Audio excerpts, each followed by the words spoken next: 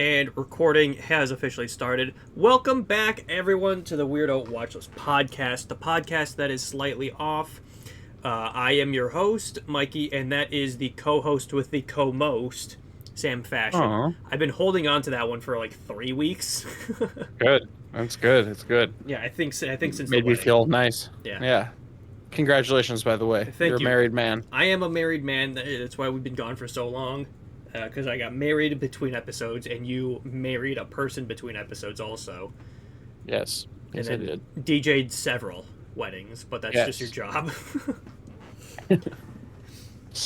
But we're back a month later or so. Just about a month. I mean, I'll get this uploaded tomorrow, so I think it'll be a month, if not 3 weeks, I think. But we've taken breaks this long on accident, too, so... Yeah. Regardless, we're back to talk about movies that are weird and just other movies that are bad too.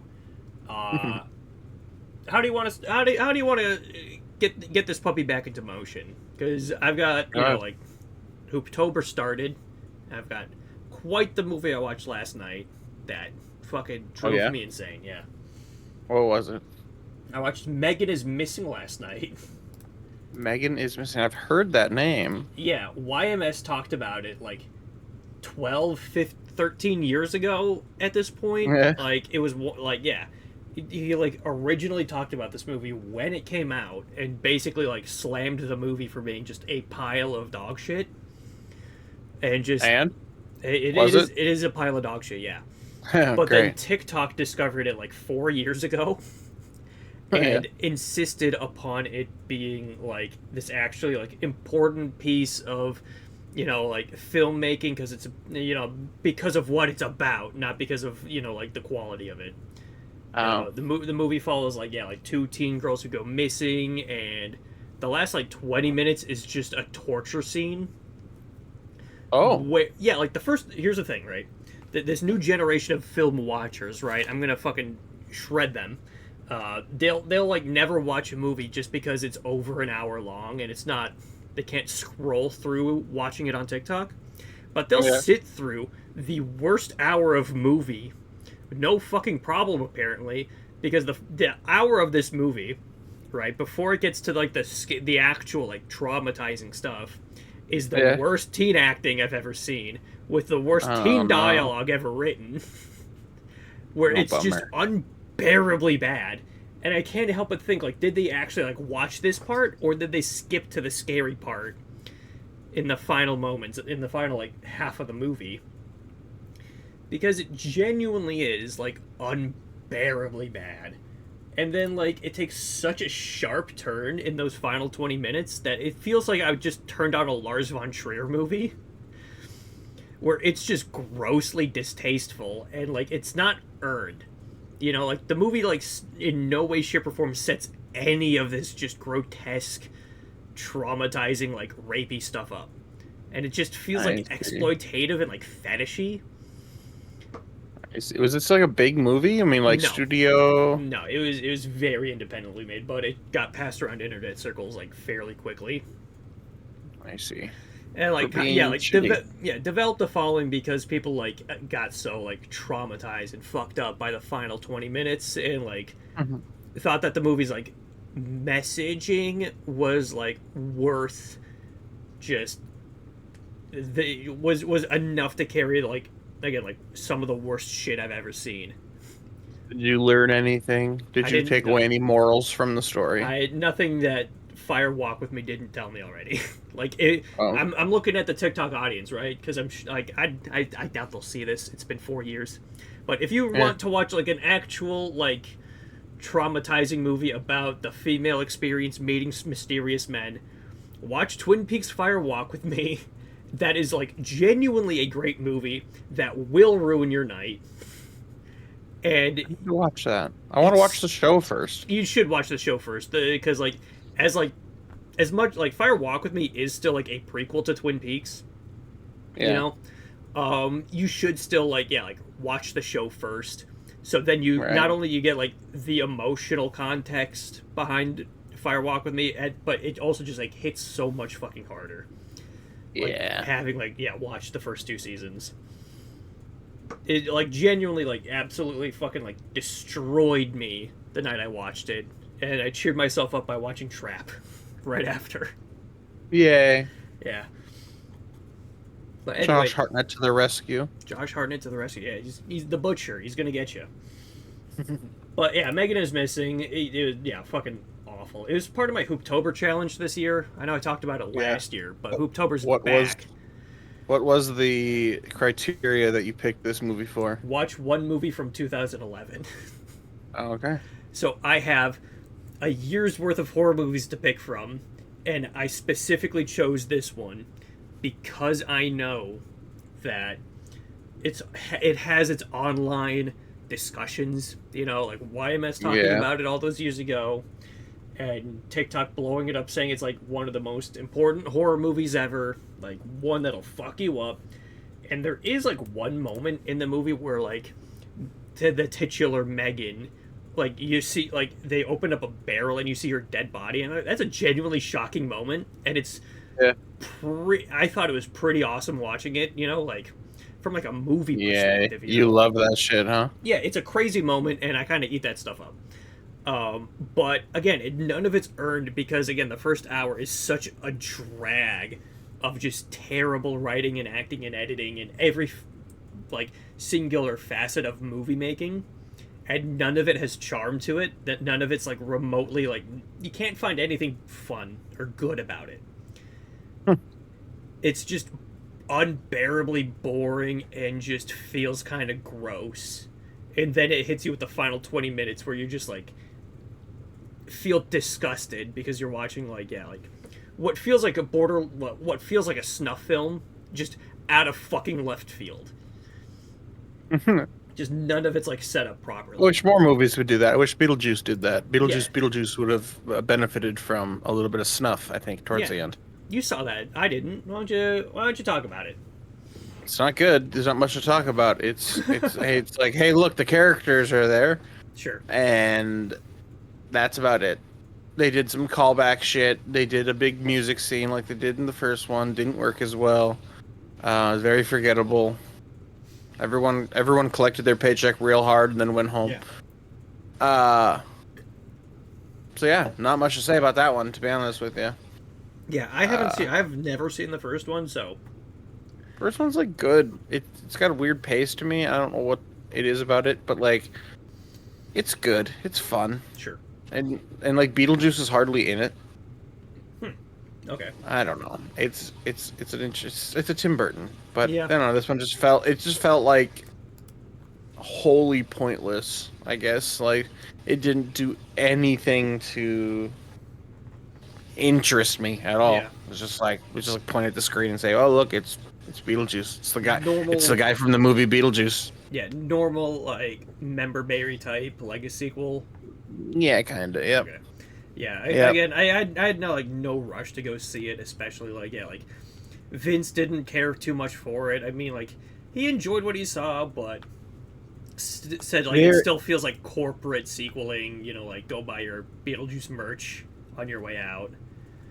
The guy who played the dad in the last one, Jeffrey Jones. Do you know Jeffrey Jones? Yeah, I know Jeffrey Jones. So they do this thing in Beetlejuice, where he is in it, but like not the actor, just the character. Charles Dietz is in it, and he gets killed at one point. Shows a flashback with claymation or some shit like that. Okay. That shows Jeffrey Jones, but like shows a claymation version of him getting eaten by a shark. So when he's in the afterworld, you only see the bottom half of him.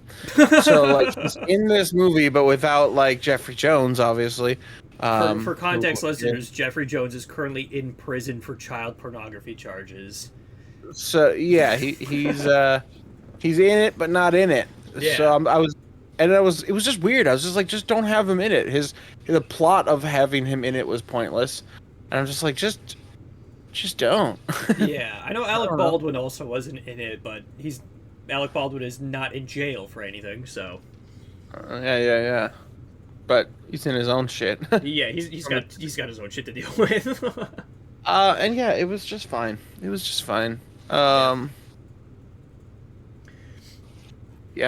Oh What else? I can't remember much about it. Jenna Ortega's in it. I forgot that she was fine. She wasn't like, even great. She the was just selling like, point of the movie, besides Michael yeah, Keaton. and it was just like, yep, she's there being Jenna Ortega, but not even like any good like performance worthy stuff. Like it's just like, yep, there she is. Yeah. She fits right in with the cast of Winona Ryder and Tim Burton people. Yeah. Yeah. I will not be seeing it again. I don't blank check the podcast. Did like a Tim Burton series. So at some point, when I get to that point in their podcast run, I am going to end up watching Tim Burton movies, but that's a bridge I'll cross when I get there. I'm not going to rush to see it before the end of the year. I've got too much to watch already. And Borderlands is one of those movies, which also really, really not good. Why'd you have to see that? Because I saw it was like an hour and 40 minutes. I watched Red Letter Media talk about it, so I was like, fuck it. Hated it like everybody else did. Yeah, no, they also thought it was like just more or less just like embarrassing, like as a movie, like that. It like wants to be like the super cool thing, but it's like 10 years too late. Guardians already did it. What is Eli Roth doing here? Why are all these like actors and actresses doing? And I kind of like hold the same testament, because Cate Blanchett just like looks like she doesn't know really what she's doing. That sucks, because she's so great. She is great. Here's hey, listen. Borderlands, right, was filmed like back in like 2020, and because of Borderlands, Cate Blanchett went on to film Tar. So. Oh really? Okay. Yeah, we have that. Thank you, Eli Roth, for making Cate Blanchett hate acting and want to make a real movie, and giving us. Is that who made this? Eli Roth? Yeah, Eli Roth, famous Eli Roth, for bunch of just sleazy, schlocky nonsense. I had movies, a lot of. Yeah, he's something. I think Eli Roth also finished Borderlands and then quit post-production to go make Thanksgiving from last year. Oh, which I heard was actually kind of good. Which again regular Eli Roth movie, regular slasher. Yeah, so. He's like, I need to be in my wheelhouse now. I need to make a movie I know I'm good at making. Yeah. So again, I didn't see that one, but I made myself watch Borderlands, and thankfully I found it illegally. So I didn't have to go out of my way to see it, or I didn't have to pay $20 to stream it at home. So you didn't have to support that trash. Yeah, I take a moral stance against this movie because it is bad. Not for any other, political reasons against anybody making it, but because it is just a bad movie. Can't be upset about me not wanting to pay money for a bad movie. Yeah. Should have made it better. Yeah, one that I know I'm already not going to like, because nobody likes it. Yeah. It really does, try too hard to be, fun, cool, quirky, when it just, trips over itself all the time. Jack Black is just not good either. He's very, Jar Jar Binksy, where he's just, trying to be funny the whole time. And, yeah. It's just really, no point in seeing it, and I told Vince, friend of the show, about this, if I were to have never heard of Borderlands and this was my introduction, I would never want to play the games. This would just turn me off of playing the games forever. Yeah. Yeah, weird. They barely even, towards the end, or towards right before it came out, I guess I saw some more advertisements, but I didn't hear about this, for a long time. Yeah, no, they were very I think they knew it was bad. They're like, all right, we're gonna put it out now. I mean, I think one of the lead writers, I can't even find who the actual writer is, because he used a pseudonym because he didn't want his name attached to the movie. It was some actually decently accomplished writer, but studio and other interfering figures jumbled up his the screenplay he wrote, so he's just fuck it, take my name off of the project. I don't want my name on this. So they couldn't Alan Smithia with Eli Roth. His name is still on it, but Yeah, I forgot who. I want to say it was someone who wrote like a number of those Last of Us episodes, but that could just be wrong. I don't know. Oh. What else? What else have you watched for Hooptober? For Hooptober, well, I watched Poltergeist for the first time. That movie rocks. Good movie. Good movie. Pleasantly enjoyed that. I mean, like, I know like Toby Hooper's like credited as directing it, but like the story goes like Steven Spielberg also had like his big old hands in the pot, and it definitely feels very much like an Amblin Spielberg movie. Which again, I don't hate, especially because I've watched all of Spielberg's movies this year alone. So Yeah. I'm like able to like pick up on like how Spielberg sets up a shot, where he puts people, how he writes his characters, and usually they're always like the parents are usually always in the middle of a divorce in his movies, which is very funny whenever you pick up on it. Like some parent always has some really fucked up issue going on, or the dad's always kind of a loser. Yeah, like once you watch The Fabelmans and then rewatch all of Spielberg's movies, it's really easy to pick up on. But Poltergeist like keeps the family dynamic normal and functional to service for the horror elements. So then you actually like care about them. No one's a real prick to one another. You want the family to make it out of the house alive, and it's just a total blast. Great movie. Yeah, that's the one I started the month out with, or the Hooptober out with, and then Manos Hands of Fate I think is also on the watch list too. Anyway, sounds weird. Yeah, I'll say right now, yeah, it's pretty weird from a filmmaking standpoint. A lot of bizarre things are going on. Which again, like also like pretty bad, but it's also like bizarre and kind of like an Alien tried to make a movie, and it's not unbearably unwatchable like Megan is Missing. So it's also like an hour and 10 minutes long. So if we spin that, I'll be okay rewatching that, or I'll watch the riff tracks or Mystery Science Theater commentary and just steal all the jokes. Fun. Yeah. Is that what you do? You're just stealing all these people's jokes? Okay. No, I don't watch any of those commentaries anyway, so. Oh man. Yeah. Either do I actually, but they're funny as hell. I should watch more of those. I'm sure they are. I thought about like again like just popping one of I could pop one of them on at any point. I know like they're on like Amazon, I think. Oh yeah. Yeah. I think like Netflix did a reboot of like Mystery Science Theater, didn't they? Yeah, I think so. Okay. Yeah, it was like somebody did. It's like 5 years ago at this point. Time flies when you're rebooting everything. Yeah. Like Poltergeist in 2015. Like Poltergeist. Yeah, they did that. I didn't watch that one though.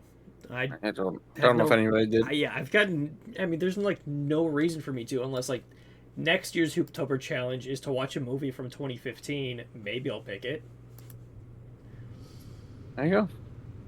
Oh, this is a solid 2.1 on Letterboxd too. This one's not looking very, very hot at all.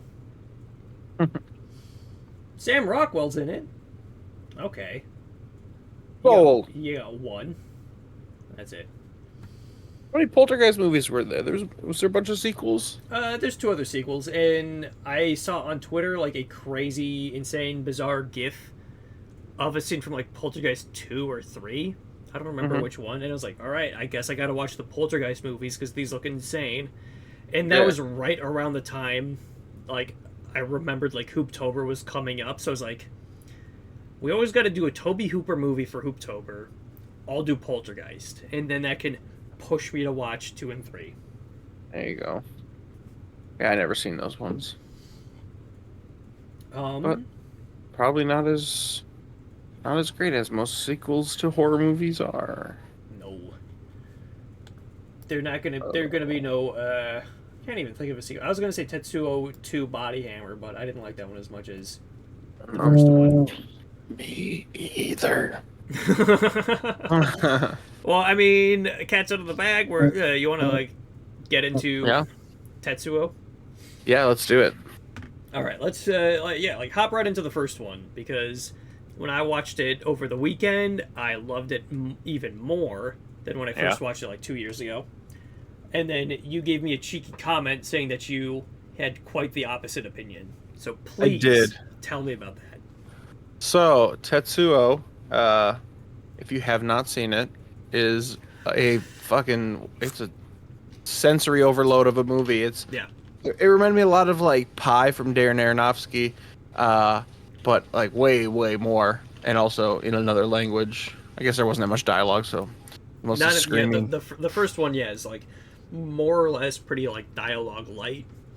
Yeah, very. I didn't know what was going on most of the time. And honestly, so I watched it the first time, and I had no idea what the fuck was going on for most of it. And it wasn't until I watched it a second time, and I was reading through this person's like little essay they wrote about the homoeroticism in it and shit. And I was just like, okay, this is actually like, I get what's going on in the story more because of this little essay I'm reading. Yeah. And I liked it a little bit more, well, quite a bit more, because I could appreciate it for what it was.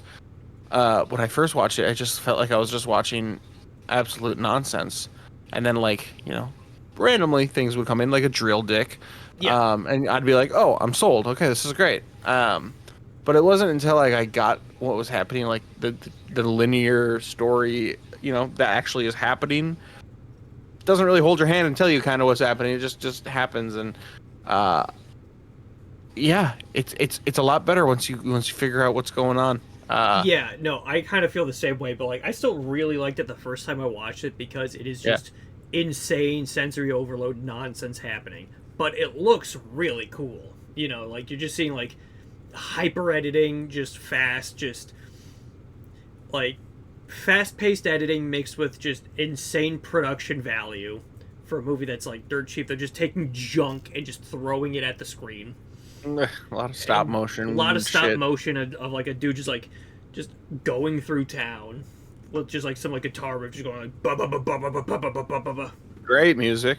Yeah, no, it's again like very like Lynchian, very like much kind of like in the same vein as like Eraserhead kind of. Mm-hmm.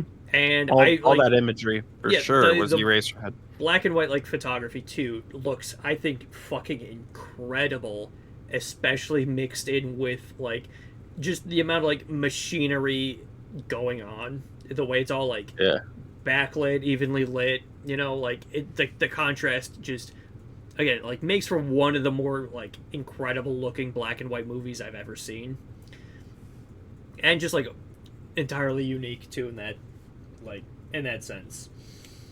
Yeah, and body horror. A lot of obviously it's a body horror movie. It's kind of like the main. If there's not a plot, the plot is, hey, look at the gross body stuff. I loved a lot of it. A lot of it was really fun and I guess imaginative. I don't know why he was shoving an iron rod into his thigh. I don't know. That guy's the metal fetishist. All right, he's beating himself off afterwards to that. I guess. I mean, I loved him. I loved his like acting. I know he's like the director, right? Yeah. He was fantastic. You don't see his face for the first half of the movie. But once you do, he's in the machinery itself as he's like picking it up off the floor and like turning him into the Iron Man. Yeah, it's like a rated R Power Ranger episode going on. Yeah, half the time. Wow. Yeah, it was. I liked what I was seeing, I guess. Visually.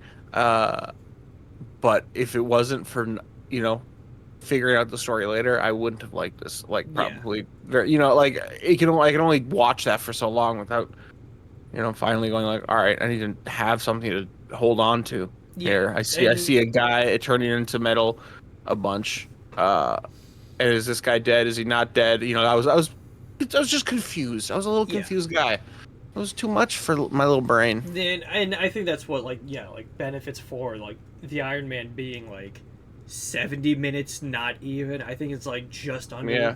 So like something like that. Yeah. Yeah, it's 67 minutes. So like it's like well paced for its own runtime, you know. Like it still feels like because like first go around you have no idea what the fuck is happening, and you are just being like assaulted with like just batshit insane imagery, you know, like dudes growing a metal gun out of his chest, Right. and just like turning into like this like weird beaked Iron Man fighting another dude who like he like jerks off. Like it's like truly like yeah, like just a off the walls kind of movie, and for like as low budget as it is, it's pretty impressive, I think. Yeah, yeah. I like the. I mean, I watched a video about like the making of it a little bit, and it just seems to be like this labor of I don't know if love or like just like this compulsion to get this done. Apparently, everybody besides like the main actors had quit by the end of it. Yeah, And it I'm was sure. just like. It looked like they worked their fucking asses off to make all these tiny little shots to make this whole thing. I mean, every little like shot was so much, even just like if it was cut to it for like a second or it was stop motion or whatever it was. Yeah, like And that just doesn't stop for an hour plus, you know? It just doesn't stop. It's there's just so like, much like single frame like imagery, like stop motion, where it is just like a pile of like metal wires just like being like strewn about rapidly, trying to like wiggle its way into like some dude, and it like you can really tell like it's not hard to imagine just like how much fucking effort goes into that, and then how much effort goes into like making this dude like with like rockets attached to his ankles, you know, growing out of his ankles, just like zoom down the road, you know. Yeah. Like, where it is just like a bunch of pictures of the dude just like standing at different points of the road, and then they just like cut like through it all so quickly where it like yeah makes it look like he's zooming down. Like it's an insane movie, like, you know, like as fucked up as like Eraserhead is, this feels like that, but also plus like a bit of Videodrome spliced in, you know, like yeah. so Yeah. truly like one of like the favorite movies I've watched like recently. I was surprised to see everybody on Letterboxd liked this movie. Like, Yeah. there wasn't very many. Like, I thought that it was going to be pretty divisive or something, but nope. Everybody is into it, and Yeah. I've seen styles like this that have come after 1989. So this came well before it, and I'm sure this at that time was a fucking trip. But like I've seen things like Pi. Like Pi is very much a watered down version of this kind of editing, and I think it's done even better because there's actually things to like hold on to. You know, Yeah. there's a huge plot going on, and so like, but I'm like to not have this as a reference for that. If they, where did this came from? This person's brain, very obviously. Yeah. This Shinya Tsukamoto person. And it doesn't feel like it was influenced by much. It was just, besides fucking harsh techno music or whatever you call that the noise that's going on. Noise cinema. I know there's like Japan noise as like a music genre. This feels kind of like the movie equivalent to that. Yeah. Where it is just utter nonsense, just assaulting like your eyeballs or your ears or whatever. And then like it's up to you to determine like can you pick up on any of it, or are you gonna have to read about like homoeroticism in order to Seriously, it was a understand great it? article. Yeah. I should find that. I should find where that was because it was so helpful. It was like it at least walked me through a little bit. Like, oh, that part was a dream, or that part was, like I was confused on that he was dead because like when he gets so. Obviously, spoilers for this movie. I mean, like the audience should be watching these movies. Yeah, that's the whole point. But so when he gets hit by the car, I wouldn't have known that if I didn't already read that in a synopsis. Yeah. But like he gets hit by a car and it's not very clear. It's like it's like a weird headlights transition. It's very David Lynch actually. The music changes to this like jazzy, like softer, not like techno-y music. And then it cuts to days and days, and I don't even know how much later, and it doesn't tell us that. It's just like oh, here's the people that were in the car. They don't tell us they were in the car. They don't tell us anything. They reveal that later, and in a weird ass way they reveal it. So it's like it does not do itself any favors with like Yeah. trying to make itself make sense. And weren't they like just- hid the body too, and weren't they like fucking near the body, or am I thinking the second Right. movie? Nope. Yeah, you're right. And Okay. it cuts to that a couple times. It cuts to them fucking by this tree, and it doesn't explain why. But then it does eventually show like, okay, they went to hide the body, and then they got all horny from it, and they fuck, and they're like, oh, he's looking at us, and apparently he's not dead at that point. Still alive, not dead, or like metal demon now, where he's gonna like infect you. Yeah. Yeah. So I mean, just like a lot of things that just didn't make sense until I read it, and then once I did, I was able to enjoy it for what it is a lot more, I guess. Yeah. Again, You know, it is a very just like a visual. It wasn't just a visual treat. It was a visual treat that was making more sense, I guess, to me. it's a very much like like you're either like into this shit or you're not, Yeah. because again like there is not much like to like grab onto like right away on first watch. It is just like it's a different kind of vibes movie. I know we talked about like the vibes of like Sonatine when we talked about that last year. Like if you're not hooking up on those vibes, you're not gonna have a good time. But this Yeah. is like if you don't mind being assaulted for an hour, Yeah. Right. you're gonna have a bad time. Yeah. So, but again, like through and through, like watching this for the first time a few years ago, I was like more or less blown away, but also disappointed because I watched this like somebody like someone's own upload of this onto YouTube, where it's just not in HD. So like all like the fast, quick editing and like the insane like stop motion going on just only made the image just like more and more compressed and just unable to keep up. So I wasn't really able to like take in and appreciate what they were throwing at me.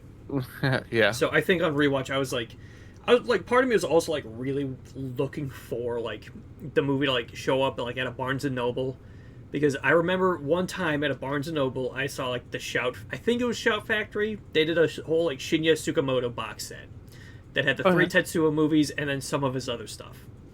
And I passed up on it because it was like $90, and I had like a stack of Criterions already in hand. I couldn't do it.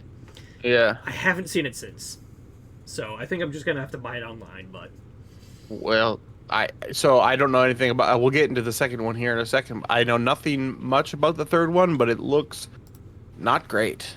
yeah, Third one looks like I'm never gonna watch that. I'm not even gonna attempt to watch that one. Yeah, I thought about doing it first, but then I saw the 2.7 very like below the bar, especially especially compared to the other one, which we'll talk about in a second. Like as much like I already do plan on going through Tsukamoto's other movies because he does have quite a bit. So he's got quite a few other ones that are very like highly regarded. Like clicking through these, that are like upper threes, low fours on Letterboxd, and then Tetsuo Body Hammer and Bullet Man kind of being like on the lower side in comparison. Even like clicking through some of the like recent stuff too. Like Bullet Man seems to like on average be his worst movie. I see. Yeah, it looks pretty bad. So yeah, but I won't be watching it. But a couple of these do look kind of good. We didn't watch Bullet Man. We watched Body Hammer. So let's start talking about Body Hammer then. Body Hammer Tetsuo 2. Why the fuck is it called Body Hammer? Should be the called dude's not, Body Gun. Yeah, the dude's still. He's got a gun in his chest. He's got multiple guns in his chest, and he never turns into a hammer. Yeah. And it's the same guy from the first one, but it's not a sequel. It took me a second to just I was trying to figure it out when I was just like, all right, why am I trying to figure this shit out? Like these movies are not to be figured out, really. They're not So narratively. I just let it happen, and that was for the best because I'm reading everywhere that it was like, yeah, this is a pseudo sequel, if anything, It's not the a same kind of body horror ideas, but not related at all. yeah, It's the and it first doesn't one work with a as well. budget. Yeah, it's the first one with a budget, but also because of that, they like gave it a more like traditional narrative about like, like family man gets his kid killed by the yakuza, but he also killed his own kid, and then like gets involved with them and their weird science experiments. Turns into like gets like a gun put into his chest or whatever happens. And is not the same kind of like visual assault on the senses as the first one. Yeah, Which I mean, like you can only do once. If you're gonna do a sequel, like, and you're gonna do the same thing like the first one did, what's even the point? But right, like these two movies are obviously like different stylized. Like yeah, the first one is way cheaper and like that works so well, and that's why it works so well. And this one like has its own thing, and it's a fine vibe. It's not the same vibe, and it's a similar. You can tell it's like, but it just doesn't work as well. yeah, And there, the forget just being more polished. I guess it looked worse. I guess is what I'm trying to say. It looked, some of it looked great and some of it was cool and imaginative and stuff, but like it was too polished maybe. yeah, too polished where like you can tell like like what's a prosthetic, what's not, and like Yeah, they doesn't shot look- a little too far in some of those designs or some of those effects. there's But- still like a huge like moment in like the back, like towards the end of the movie where they do like call back to that original like manic editing style of the first one, where it is just showing you like so many images like in such quick succession, like as he's becoming like a huge, as he's turning into a tank essentially. Yeah, he transforms with all the gang members. They turn into a giant tank at the end, I guess. Yeah, that was cool. That was something. Yeah, but I liked some of it. So essentially, the plot of this movie. I mean, this guy has the ability to do this with his body, and always has, ever since he killed his dad. Yeah. With his gun in hand, and this mad scientist is trying to turn all these other people into this, and it's not working, and it's not working for them, and they inject him with this, and then run away with his kid, which also. When the kid dies, very fucking funny. They just left there with two toddler like hands like and wrists, holding up the child, and then it just like cuts. Hear an explosion, like tomato paste just like blown up on the guy's face, and then he's just holding two toddler wrists. and he's laughing. Like, Oh man, that was the best part of the away. movie. That was the best part of the movie for sure. Yeah. But his Hulk rage like brings out this like reignites it. Yeah, something like but when he gets injected with it, does nothing. I guess it's just it just maybe it helps escalate it, but it's just they piss him off. They just keep pissing him off and pissing him off, and I thought that was kind of fun. They kidnap his wife, but his wife also hates him now for killing their son. Yeah. And he's like, "Don't freak out, and then she completely freaks out. Not a good way. Yeah, like a gun came out of her husband's chest and shot her son. He's the devil. Yeah, I mean, I did kind of like it. I didn't hate it. It's still like, pretty enjoyable. I'm sure like in an isolated watch, where I'm not thinking about the first one, right. and watching this as it is its own movie, I'll be able to like get a little bit more out of it. And again, it's only like 80 minutes. So it's not a commitment to rewatch it like some other like movies. Yeah, I watched it for free. Somebody uploaded on YouTube, and the dialogue like was like off by like I don't know 5 to 6 seconds. So they would say something, and then I would have to read it 5 seconds later. I was gonna say it's not like another Red Squirrel situation where it's 5 minutes behind. Yeah, no, not too bad on this one, but I don't know, not that there was a ton of dialogue either in this one. A little more. Again, this one's still like traditionally narrative. you know, like you know, you don't have to Google what the fuck happened in this movie to understand the basic plot. Of course, you can look up like what this means and what that means and why, you know, everybody like morphed into this big tank. You know, like are these two brothers? Like, yes, they are. If you looked at the movie, you'd see the same guy with the cleft lip. They're related. Wow. Yeah, the ending of the first one was way cooler, where it was just two of them into this mangled, yeah, and then they're like, let's take over the world. Yeah. Our love will destroy the world or something like that. We'll rust everything. Some shit. No, they talk about rust in this one. Because like the Yakuza brothers all like, I'm gonna rust you to death. I do remember that. Yeah. But yeah, so I don't know, but I liked the first one more. I think everybody liked the first one more. Yeah, again, as these Tetsuo movies keep going, I mean, like, there's like a startling time jump between them. Like, the first one was like 89, the second one's like 92, and then Bullet Man, the third one is 2009. So 20-ish years later, yeah. Yeah. Damn. Yeah, almost 20 years, yeah.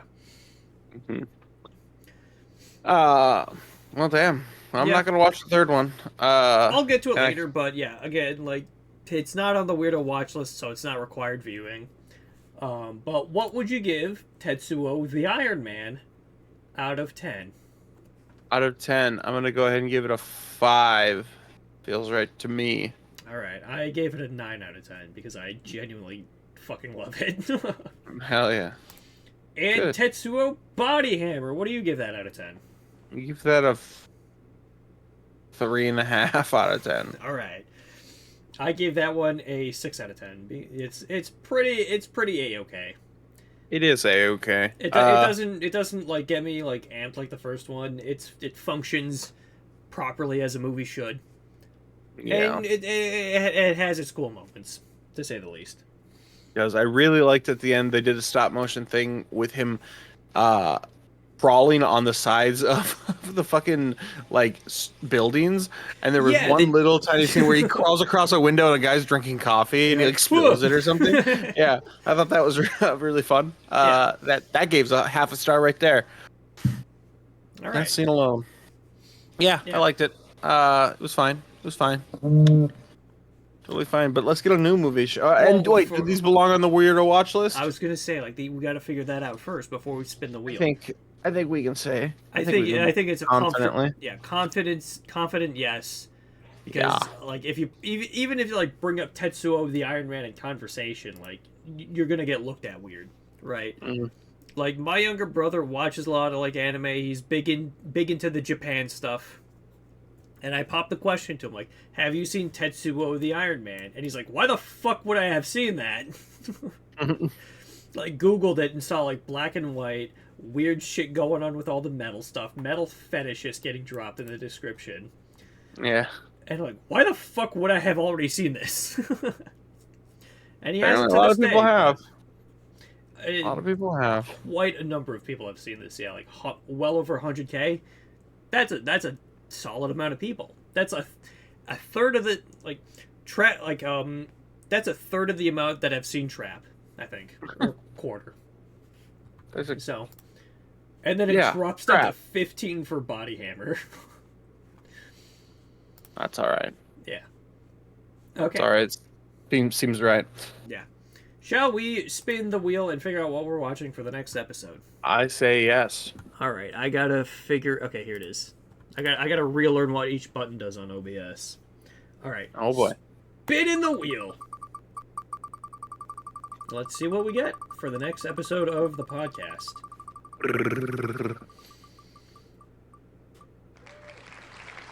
And we have At Long Last Love.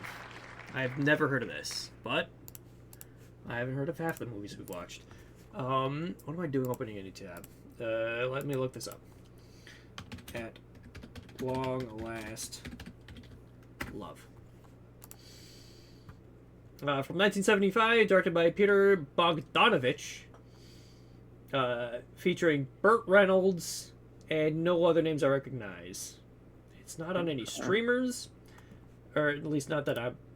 Okay, yeah, we're going to have to do a quick search for this movie, but follows four socialites unexpectedly clash. Harris Brooke Carter runs into gambler Johnny Spanish at the racetrack, while Playboy Michael O'Prickchard nearly runs into stage star Kitty O'Kelly with his car. Backstage at Kitty's show, it turns out she and Brooke are old friends who attended public school together. The foursome do the town, accompanied by Brooke's companion Elizabeth, who throws herself at Michael's butler and chauffeur, Rodney James. And it's got bunch of love. Yeah, it's got pretty solid amounts of ratings on it. 3.3, but skewing quite well. This is a musical? Good side. Comedy, musical, romance. Yep. Great. And it's got Burt Reynolds. I do got to check if this movie's actually watchable first before we do settle on it. Because yeah, it's not on any streaming. I can't imagine it's going to be on YouTube full movie. Okay, these are all trailers. Trailers, clips, all of the sort. This is the 1990. That's not even the same movie.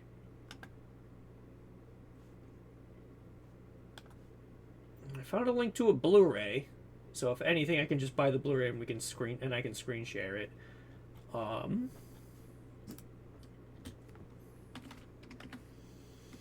a movie? It's movie has it listed, but it's not. Yes, it's not showing on movie.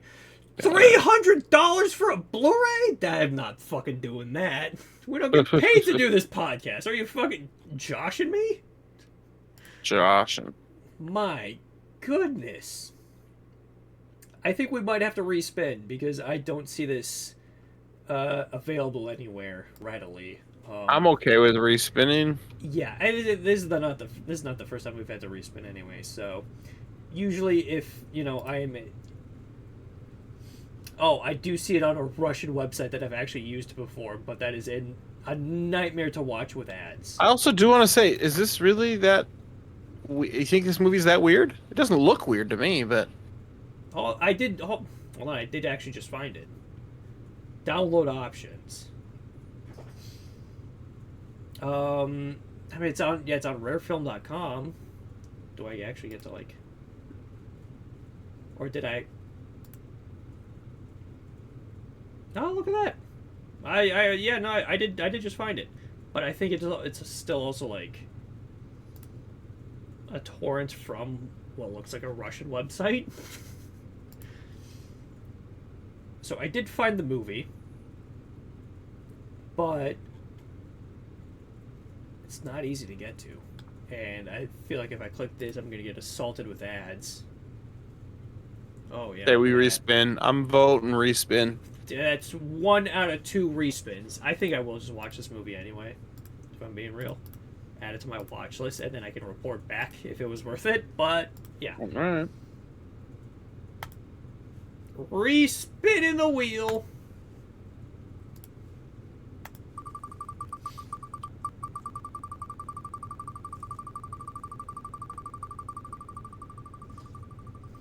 And what do we got?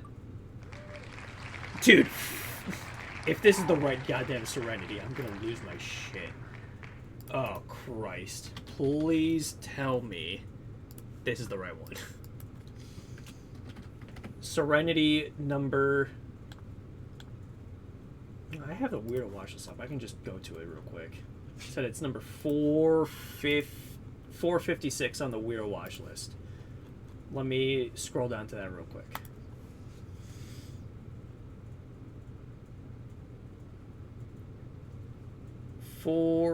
Where'd it go? Oh, man.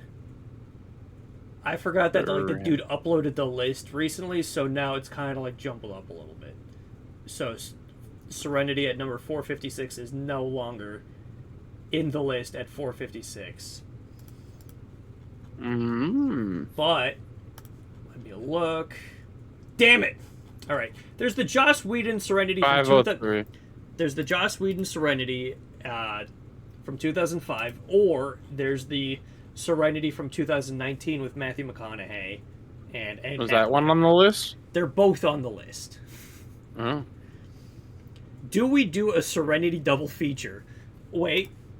Or, because Serenity, the Joss Whedon one, is a sequel to the Firefly TV show, we opt for the one that does not require homework. Oh, yeah. I don't want to watch a whole show. Do you think I'd have to watch the whole show for that? I feel like it'd be important because it is connected to Firefly. It's the movie sequel. It's the Fire Walk with Me of Serenity. And this gives me an excuse to rewatch 2019 Serenity, which I think is one of the fucking funniest movies I've ever seen. All right, I'm down to watch that one. Yeah, let's do it. All right, so the new pick for the Weirdo Watchlist. This movie is available on Tubi, Prime Video, Freevee, Plex. It's available to watch. Is the easy win. We are watching Serenity from 2019, directed by Stephen Knight, which features Matthew McConaughey, Anne Hathaway, Jason Clarke, Diane Lane, Jimon Hansu, and Jeremy Strong. And the synopsis is: The quiet life of Barker Dill, a fishing boat captain who lives on the isolated Plymouth Island, where he spends his days obsessed with capturing an elusive tuna while fighting his personal demons, is interrupted when someone from his past comes to him searching for help. The movie is much more fucking batshit insane than that description gives. Let me fucking tell you. I'm excited. Yeah. Again, it's on Tubi, it's on Prime, and many other free places to watch. And again, I could not believe my fucking eyes when I saw this for the first time when it came out. Oh, yeah. Truly kind of like a personal cult hit for me. So, Great. I am excited that we are sticking with that. Hell yeah. Looks good. I love Matthew McConaughey and I love Anne Hathaway. Yeah. And I think the one that the wheel itself spun is the Joss Whedon one, but I'll remove it anyway. Okay. All right. Well, good. So yeah, that is the pick for next week. I know we fudged it instead of going with what the wheels gave us the first time and the second time, but 2019 Serenity is genuinely, I think, going to be more interesting to talk about. Sounds good to me. All right, so that concludes this week's this episodes of the podcast. Everyone, be sure to rate, watch, subscribe, do all the things that YouTubers tell you to do, and watch Serenity, directed by Stephen Knight, for next episode. Any final thoughts out of you, co-host with the co-most? Don't go see Beetlejuice. Don't go see Beetlejuice 2. That's my thought. Go see Trap or Twisters while you still can. That's my 2 bits. Hell yeah. All right. Or Transformers 1. I don't plan on seeing that one personally. Really? Oh, I'm excited as fuck. Okay. I've never given a shit about the Transformers movies once they stopped. They're robots from space. They are robots from space, but I prefer my robots in shopping malls killing everyone. Mm-hmm.